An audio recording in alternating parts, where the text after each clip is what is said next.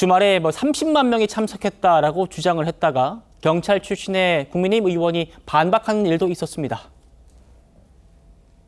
한 30만 명 가까이 왔고요. 지금 경찰 추산은 17,000 이렇게 얘기 나오던데 민주당 추산하고 데이터 추산하고 너무 다른 것 같아요. 그날 이렇게 보시면 알겠지만 수많은 인파가 몰렸다는 것은 분명한 사실 아니겠습니까? 저희는 그래서 추산으로 한 30만 명을 보고 있는 겁니다. 서울시 도시 데이터를 이용을 하면요. 그 당시에 14시부터 16시까지 이 인원 체크가 26,000에서 28,000명 정도 나옵니다. 그런데 평소에 한 13,000명 정도가 잡힌다 그러거든요. 그렇다고 보면 한 15,000명 정도의 수준으로 그 집회를 위한 사람들이 모일 수 있다. 그 정도 통계가 나올 것 같습니다. 제가検차를 했거든요. 전문가였어요. 그지 피대전 숫자는 뺍니까? 빼야죠. 피대전이 많았어요. 그래서 보통 보면 평수 거의 반은 경찰관이었을 거예요. 최 의원님, 집회에 보면은 경찰 추산과 주최 측 추산이 크게 다른 경우도 많습니다만 그래도 30만 명과 15,000명은 좀 차이가 큰 것 같아요. 과거에는 언론 보도에서 대개 이제 주최 측 몇 명 주장 이렇게 하고 괄호하고 경찰 추산 몇 명 이렇게 보도를 하는 경향이 있었는데 최근 언론 보도는 그냥 주최 측은 뭐라고 주장했다 이러고 끝나는 경우가 꽤 많더라고요. 제가 언론 보도 내용을 다 살펴봤습니다. 그랬더니 방송은 이제 몇 명이라고 쓰지 않은 경우가 많고요. 왜냐하면 방송은 화면이 있으니까 그렇죠. 그냥 보여주면 되는 거고 그다음에 이제 신문들은 30만 주장을 그대로 인용한 경우 그다음에 이제 몇몇 신문은 경찰 추산을 이제 썼는데 경찰 추산이 17,000 어떤 데는 2만 이렇게 됐어요. 근데 지금 서범수 사무총장도 얘기를 하지만 이게 과거와는 좀 요즘 개념이 달라야 된다고 저는 생각을 합니다. 지금은요 워낙 그 디지털 데이터가 굉장히 많아요. 지금 서범수 총장이 얘기한 게 바로 서울시 실시간 도시 데이터라는 겁니다. 저걸 보면 저도 그래서 들어가 봤어요. 지금 이 시간에도 서울시 실시간 도시 데이터라는 걸 들어가 보면 과학적으로 있다는 거죠? 이미 거기에 대중교통으로 얼마만한 사람이 왔다 갔다 하고 그다음에 심지어는 거기에 따릉이 주차 대수까지 다 그 통계로 나옵니다.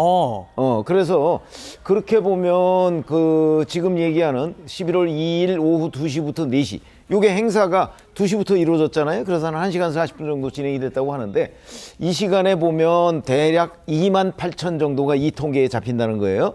그러면 이제 평상시 집회가 없을 때 지금 서범수 총장 얘기는 집회가 없을 때 13,000 정도를 얘기하잖아요.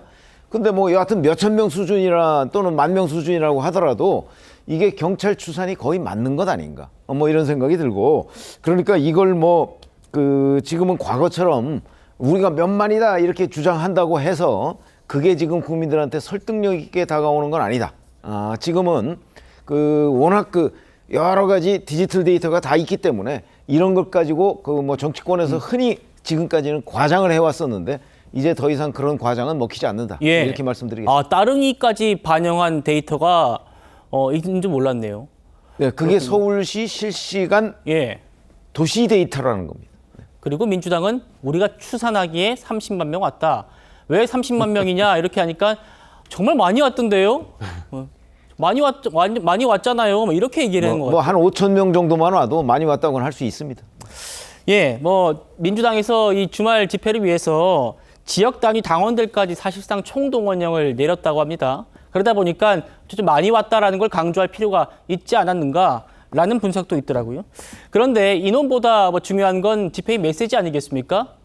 이재명 대표가 직접 이 집회에 참석했습니다. 듣고 여기에 대한 한동훈 대표의 목소리까지 이어서 들어보시죠.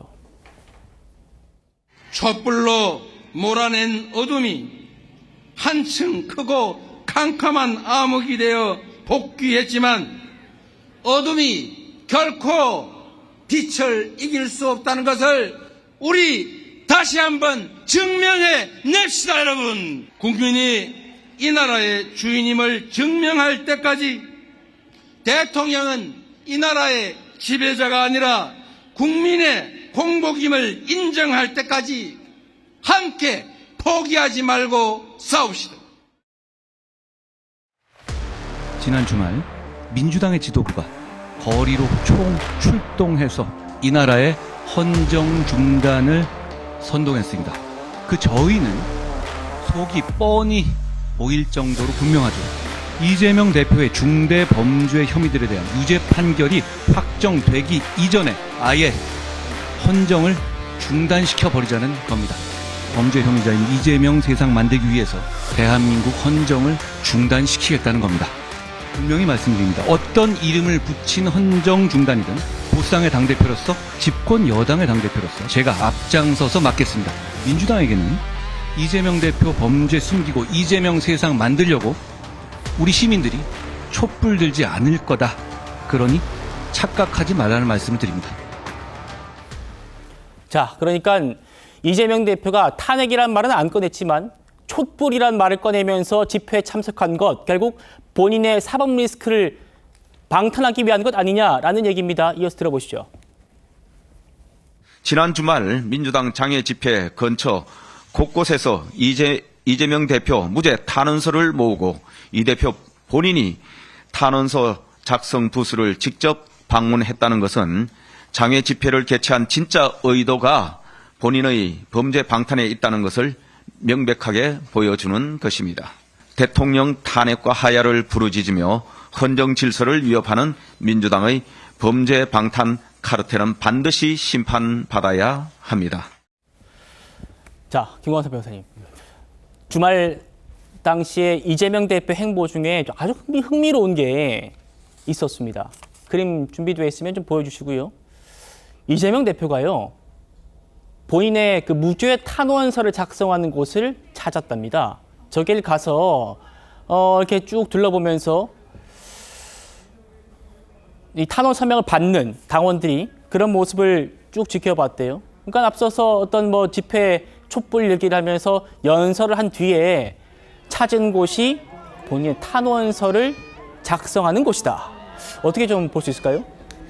일반적으로 이제 무죄 탄원서랄지 이제 탄원서는 제3자들이 많이 하죠.